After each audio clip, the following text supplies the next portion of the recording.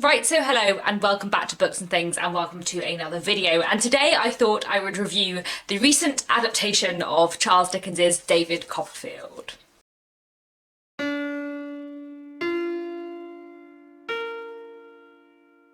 So, Charles Dickens's amazing novel David Copperfield, which is a novel that is very dear to my heart, has recently been adapted into a film called The Personal History of David Copperfield, directed by Armando Iannucci. And I went to see it in the cinema and I have many thoughts, mostly positive, some negative. There were some things in it that annoyed me and that made me sad, and there were some things in it which I felt were great liberties taken with Dickens, but I also absolutely loved it. So I have many thoughts. This is going to be a spoiler-free review. I'm not going to spoil anything that happens in David Copperfield, but before I go into talking about what I did and didn't like about the adaptation, I do just want to quickly tell you what David Copperfield is about. So the novel David Copperfield follows a young boy called David Copperfield from his childhood into his adult years. David Copperfield, at the very beginning of his life, grows up with his mother. His father has died before he's even been born, and he has a lovely childhood with his mother until his mother remarries a man who is very firm and severe and difficult, who ends up sending David away to school, and then we follow him in the rest of his life, sort of from his very beginning of his life in a very middle class upbringing down to a very working class life, and then up to sort of middle class and back and forth again. There's a lot in David Copperfield about class and poverty and wealth and sort of that very Victorian middle class idea of masculinity, of sort of the self-made man as the ideal. So there's a lot of fantastic things in David Copperfield. I love it a lot. I think it's a fascinating story. It's a real wonderful Dickens novel, and I reread it a year or two ago and just absolutely loved it again. So in the new film of David Copperfield, they wreak havoc with the plot. The plot is sabotaged and thrown about and cut substantially, and then kind of squished together again. I think if you go and see this film having read David Copperfield, you will be quite surprised. And I think if you go and see the film and then read the book, you will be really quite confused because there is so much that is cut out of this film. And I don't just mean like a character or a subplot cut out, I mean like whole giant sections of the book and whole like years and years and years of the main character's life just gone from the adaptation. They also do a lot of different things with the pacing and time of it. There are bits in the book which last months, which they made in the adaptation to last years, and bits that in the book last years, which they made in the adaptation to last months, which I think is partly to do with them wanting to use Dev Patel, who's the actor that plays David Copperfield, as an adult more, because they kind of made him be an adult much sooner than he should have been, as it were. I think in order to use that actor more, which I do kind of get why they did that, but it also meant there were some scenes when I was like, David Copperfield should still be 12 here, and he was played by an adult. But you know, I can kind of go with that. I think the main thing that did surprise me about this adaptation is how much was cut. Not just like characters that I absolutely love that I was sad to see go, like Tommy Traddles, who is my favourite character in David Copperfield. He always gets cut, but he's amazing, and in my opinion, he's the true hero of David Copperfield. I could go on about this, I could make a whole separate video about Tommy Traddles, and maybe one day I should. But the first line of David Copperfield is, "Whether I shall turn out to be born the hero of my own life, or whether that station will be held by anybody else, these pages must show." And it is my argument and my belief that actually David Copperfield is not the hero of his own life, but Tommy Traddles is the hero of David Copperfield's life, and Tommy Traddles is kind of like the man David could be but doesn't quite manage to be, and who does everything right where David does everything wrong. That's a side point. They cut Tommy Traddles. I wasn't surprised, but I was sad. They also cut Rosa Dartle. They cut Barkus. They cut so many characters. They took two like separate periods of education within David Copperfield's life and squished them into one, which surprised me. They cut many plot lines humongously, but the Dora plotline especially was very altered and very heavily cut, and very much changed, which surprised me a lot. But I sort of didn't mind, but I'll get onto that later. I do kind of get why they cut certain things. This was a film, it was quite short, and David Copperfield, like, you know, it's a long book and it spans years and years and years. It spans decades of one man's life. So I understand why they couldn't do everything in the film, and I sort of get why they made some of the decisions they made, which involved cutting certain things, certain characters, certain plot lines, and certain aspects of the book, and kind of pushing and combining other things together. I do understand why that was done. There was one thing which wasn't a cut but a complete change, which they changed about the climax of the book, which I don't understand why they changed. I think that was the only real decision that I completely disagreed with in the whole adaptation, and I didn't understand why they did it, which if you want to talk more about this with me and you've seen it, I can tell you about, but I can't talk about it without spoiling the book a lot. Let's just say the climax of the book that occurs in chapter 55 of the book, they changed how that worked quite a lot, and I didn't agree with the change. The other thing that I did find very weird about this adaptation, which was a small thing but quite odd, is that the same actress who played David Copperfield's mother also played Dora. And that was just quite weird and quite creepy. They also sort of combined one thing about Rosa Dartle into Steerforth's mother, which was also quite weird. So there were two sort of weird Oedipal things going on in the adaptation, which I didn't really understand the thinking behind those decisions. But you know, that's a minor point too. So, in short, the adaptation takes huge liberties with Charles Dickens's original novel. It moves things about a ton. It cuts huge things from the book that are incredibly important to the central plot. Things that, like, even in like a really quick synopsis of the book would be there, it cuts out. And yet, I also kind of absolutely loved it, because this is, I think, the only adaptation of a Dickens novel I have ever seen that fully captures the humour, the absurdity, and the sheer good fun of Dickens. Like, it's absolutely hilarious, and that's right, because Dickens is hilarious.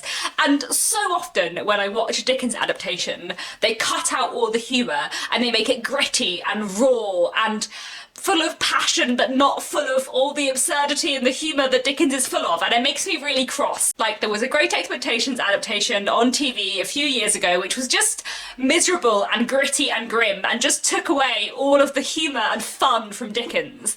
And it really makes me sad when adaptations do this. And this adaptation of David Copperfield absolutely did not do that. It's completely wacky, off the wall, absurd, captures Dickens' absurdist sense of humour so well. It's absolutely hilarious, really good fun.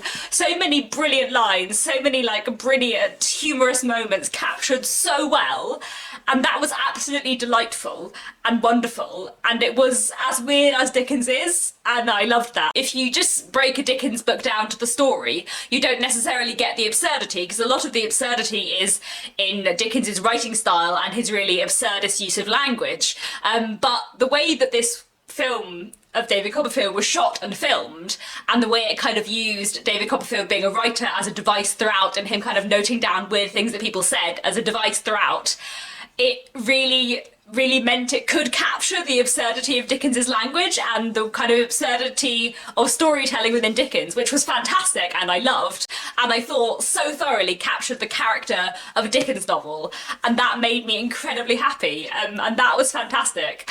But actually, as well as all of the wonderful humour and the absurd moments, it also, for me, captured the balance of light and shade, and there were a few really powerful moments, especially in connection with sort of poverty and ruin and what happens when people lose money, especially in this particular time period. I thought those moments were dealt with poignancy and emotion as well, and that was lovely, and really nice. And they did cut out a bit of the darkness from the book. They did lighten bits of it a little bit, but actually I so often see Dickens with all the humour stripped out that I didn't mind a Dickens with some of the darkness stripped out, because actually, I think Dickens's humour and his absurdity is so important to Dickens and so forgotten and so overlooked so much of the time, but that was amazing. I also thought the characterisation was really wonderful, and the acting just fantastic. Dev Patel as David Copperfield was just absolutely spot on. He was amazing. Tilda Swinton was a perfect Betsy Trotwood who just captured all the humour and kindness of that character all in one so well. Hugh Laurie was fantastic as Mr. Dick, and Mr. Dick was done wonderfully, because actually I think he's a character that it is quite easy to overlook, that it would have been quite easy to cut, and I'm really glad they didn't, because actually I think he is quite important and he was done superbly in this adaptation, just so well. I thought Rosalinda Lisa as Agnes was just fantastic. And I thought they got Steerforth quite well as well, considering how little time they had to play with that plotline too. I thought that was really well done. Ben Whishaw as Uriah Heep was absolutely amazing too. I sometimes think that Ben Whishaw might just be the greatest actor, like just the greatest actor ever, because everything I see him in is so different and he's playing such a completely different character. And he's so amazing, and he's almost not recognisable because his just like body language is so different. I think the last thing I saw Ben Whishaw play was Brutus in Julius Caesar, and before that it was Paddington, and before that I saw him on stage in like a gangster play. Like, he's just so versatile and so impressive.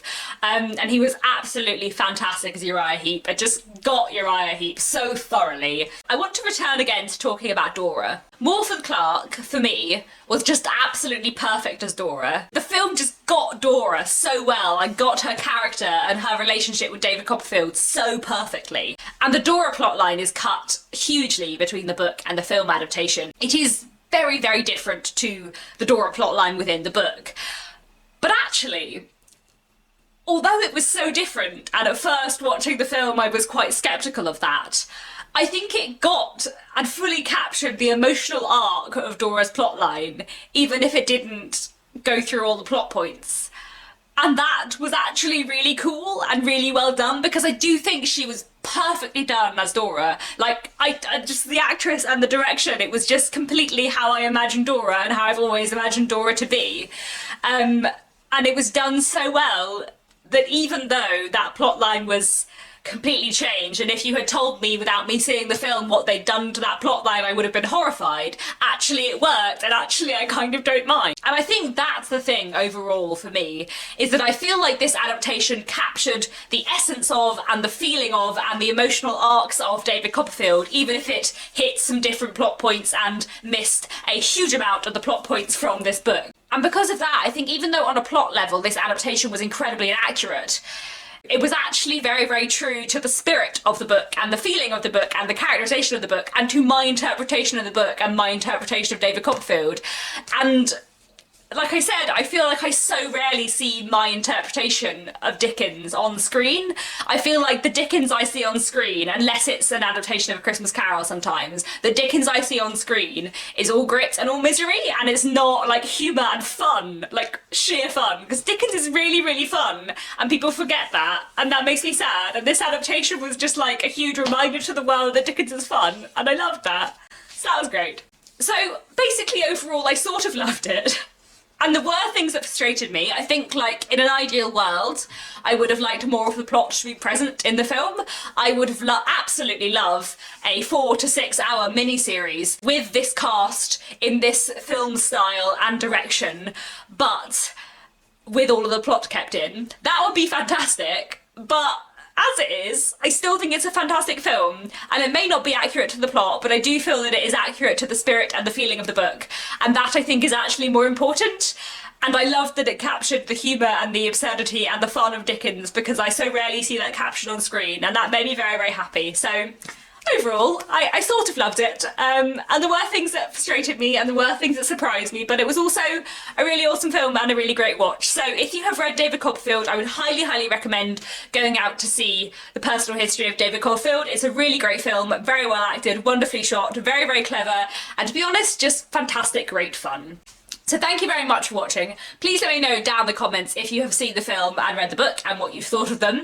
I'm very interested to discuss this with people, because I feel like the fact that I love this very unorthodox adaptation might surprise some people, but I really did. So yeah, let's keep on the discussion going down in the comments. And that is it for today. Thank you very much for watching, and I'll be back very soon with another bookish video.